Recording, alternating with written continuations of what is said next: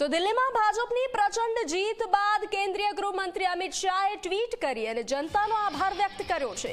શાહે લખ્યું છે કે આજથી દિલ્હીમાં વિકાસના નવા યુગનો પ્રારંભ થયો છે।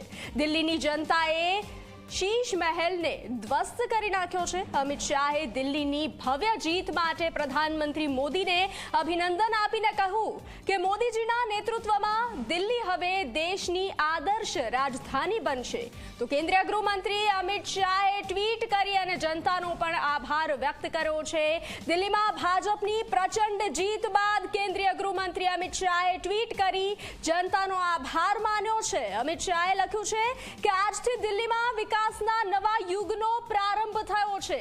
દિલ્હીની જનતાએ શીશ મહેલને ધ્વસ્ત કરી નાખ્યો છે।